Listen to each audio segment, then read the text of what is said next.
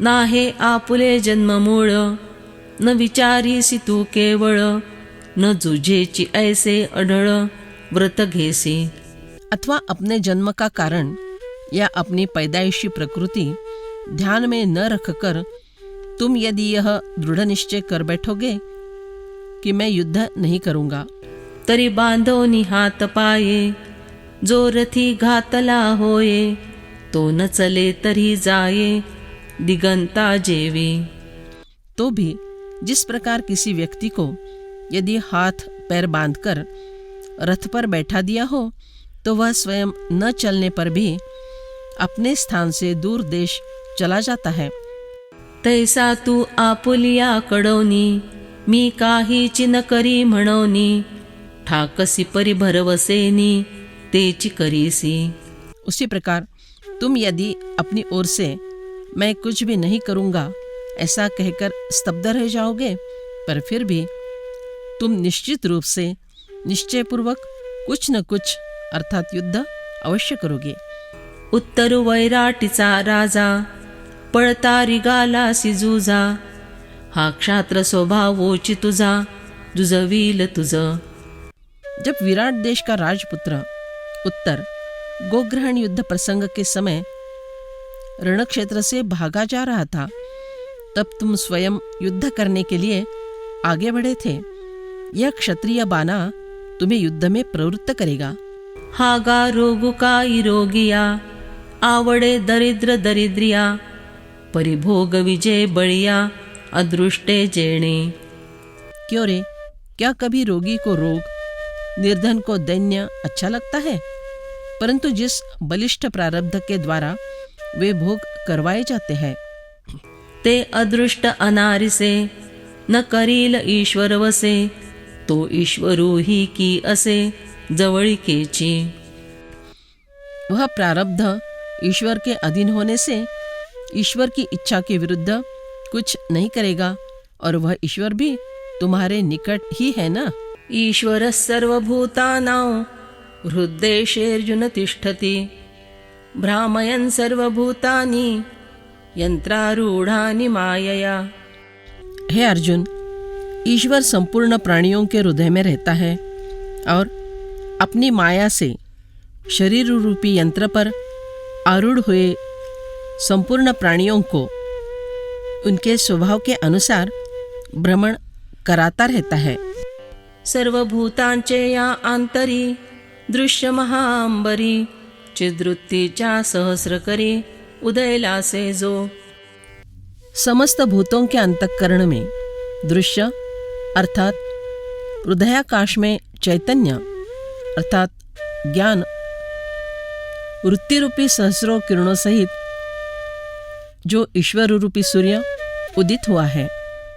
अवस्थात्रय तीनिही लोक, हे प्रकाशोनि अशेष, अन्यथा दृष्टि पांथिक चेव विले। जिसने जागृति, स्वप्न और सुषुप्ति इन तीन अवस्थात्रय रूपी स्वर्ग, मृत्यु तथा पाताल इस लोकत्रय को संपूर्णतया प्रकाशित करके द्वैत दृष्टि वाले यात्रियों को जागृत किया है। वेद्योदकाच्या सरोवरी, फाकता विषय कल्हारी, इंद्रिय षटपदाचारी, जीव भ्रमराते। दृश्य वस्तु रूपी जल के सरोवर में विषय रूपी कमल खिले हुए रहते हैं। वहाँ पांचों ज्ञानेंद्रिया और एक मन मिलाकर कुछ 6 पैर वाले जीव रूपी भ्रमर के द्वारा जो विषय सेवन करवाता है।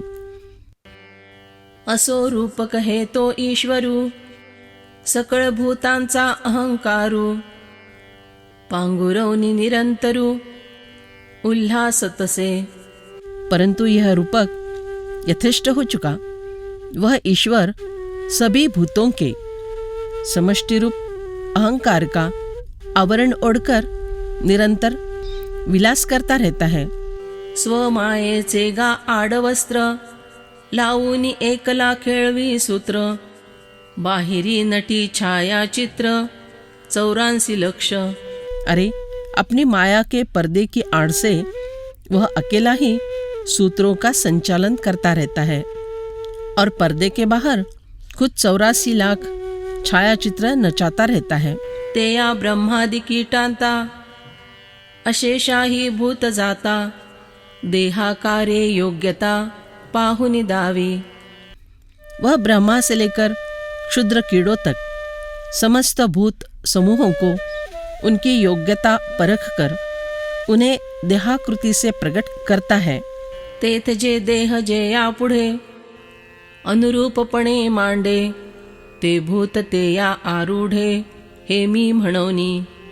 तब जिसके सामने अपनी अपनी योग्यता के अनुसार जो आकार अस्तित्व में आ जाता है, जब वह प्राणी उस देह को यह मैं हूँ ऐसा कहकर उस पर आरूढ़ हो जाता है। सूत सूते गुंतले तृण तृणे बांधले का आत्मबिंब घातले बाळके जळी।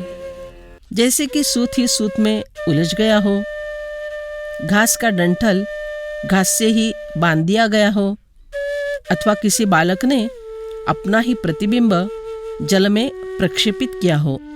तिया परी देहाकारे आपणापेच दुसरे देखौनी जीवत्वे आविष्करे आत्मबुद्धि।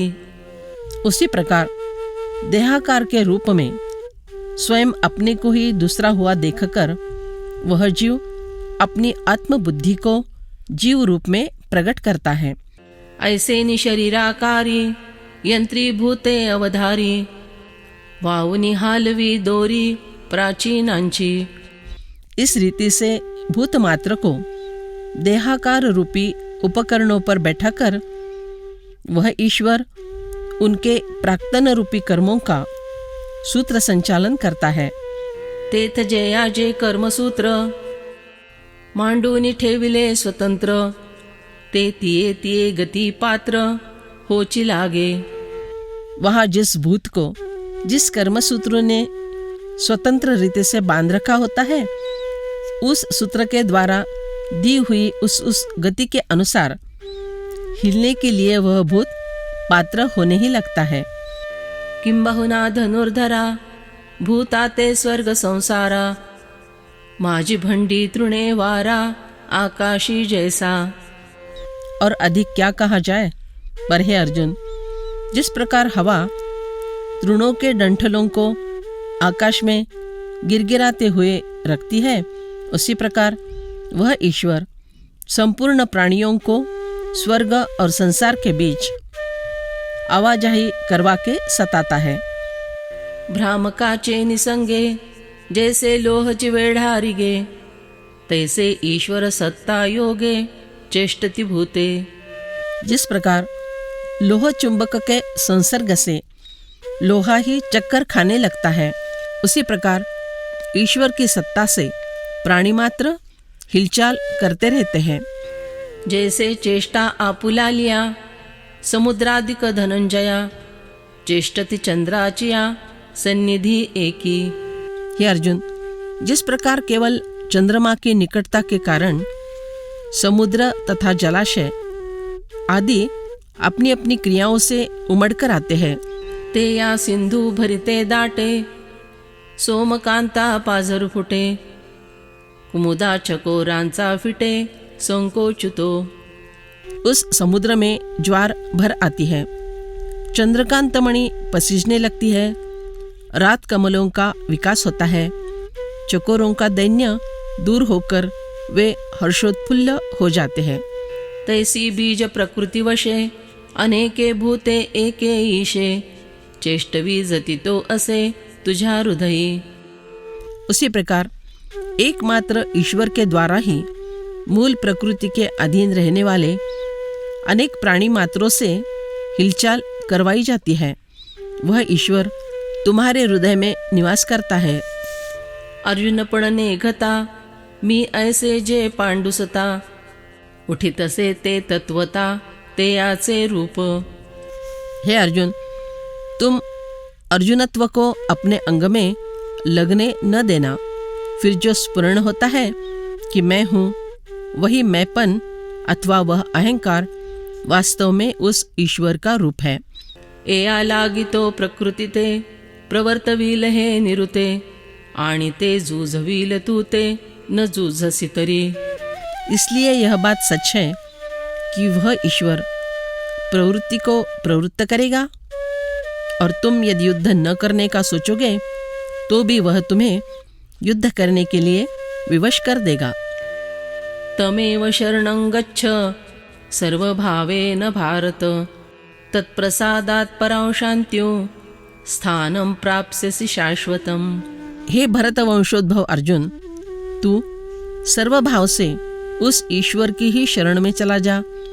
उसकी कृपा से तू परम शांति, संसार से सर्वथा उपरति को और अविनाशी परम पद को प्राप्त हो जाएगा. म्हणून ईश्वर गोसावी तेणे प्रकृती हे नेमावी, तिया सुखे राहाटवावी इंद्रिये आपुली. यह ईश्वर सर्वाधिकारी है, उसी ने इस प्रकृति को नियुक्त किया है, इसलिए उसी के अनुषंग से अपनी इंद्रियां सहजता से उपयोग में लानी चाहिए. तू करणे न करणे दोनी लाऊनी प्रकृतीचे यामानी, प्रकृति ही का अधीनी हृदयस्था जया. कुछ करना और कुछ न करना, ये दोनों बातें तुम प्रकृति के अधिकार पर ही छोड़ दो, क्योंकि वह प्रकृति भी जिस ईश्वर के स्वाधीन है. तेया अहं वाचा चित्तांग देऊनिया शरणरिग, मोहोदधी का गांग रिगाले जैसे. तुम अपना अहंकार, वाचा, चित्त और शरीर, इनको उस ईश्वर को अर्पण करके उसी की शरण में इस प्रकार जाओ जिस प्रकार गंगाजल महासागर में प्रवेश करता है. मग तेयाचे निप्रसादे सर्वोपशांति प्रमदे, कांतु हो उनि स्वानंदे स्वरूपी रमसी. फिर उस ईश्वर के प्रसाद से तुम उसके पति बन जाओ, जो सभी वासनाओं की परम शांति रूपी स्त्री है. तब फिर तुम आत्मानंद से स्वरूप में रमण करने लगोगे. संभूति जेणे संभवे विश्रांति चेत विसवे, अनुभूति अनुभवे अनुभवा जेया. जिसके कारण उत्पत्ति उत्पन्न होती है, जहाँ विश्राम को विश्राम मिलता है, अनुभव जिस अनुभव को अनुभव करता है. तिये निजात्मपदीचा रावो होऊन ठासी अव्ययो, म्हणे लक्ष्मी येचा नाहो पार्था तूगा. हे अर्जुन, तुम उस आत्मस्थिति के अक्षय राजा बनकर रहोगे, यही बात लक्ष्मीपति श्री कृष्ण कहते हैं. इति ते ज्ञानमाख्यातं गुह्याद् गुह्यतरं मया, विमृशे तदशेषेण यथेच्छसि तथा कुरु. यह गुह्य से भी गुह्यतर शरणागति रूप ज्ञान मैंने तुझे कह दिया. अब तू इस पर अच्छी तरह से विचार करके जैसा चाहता है वैसा कर. हे गीता नाम विख्यात सर्वज्ञाचे मथित, आत्मा जेणे हस्तगत रत्न होये. यह गीता नाम सुप्रसिद्ध है. वह सर्वज्ञ का अर्थात भगवान के मुख से निकला हुआ भगवान का गूढ़ सार है. उसका अंगीकार करने से आत्मा रूपी रत्न हाथ आता है. ज्ञान ऐसी आरूढी वेदाते जेयाची प्रौढी, वानिता कीर्ती चोखडी पातले जगी. आत्मज्ञान इस नाम से जो प्रसिद्ध है, वेदांत में जिसकी उत्तम कीर्ति अभिमान से गाई गई है, इसलिए वह गूढ़ ज्ञान जगत में प्रकट हुआ है. बुद्ध्यादिके डोळसे हे जेयाचे का कडवसे, मी सर्वदा सर्व ही दिसे पाहो जिया. ज्ञान युक्त बुद्धि आदि जो जानने के साधन है, वे आत्मा के प्रकाश किरणें हैं, जिनके द्वारा देखने पर नित्य और सब कुछ होने वाला मैं दिखाई देता हूँ. ते गा आत्मज्ञान मज गोप्याचे निजधन, परिते तू म्हणवने आन केवी करू. अरे वह यह आत्मज्ञान मुझ गोपनीय का गुप्त रखा हुआ आत्मधन है, परंतु सामने तुम हो, इसलिए भला मैं उसे खुला कैसे न कर दूँ।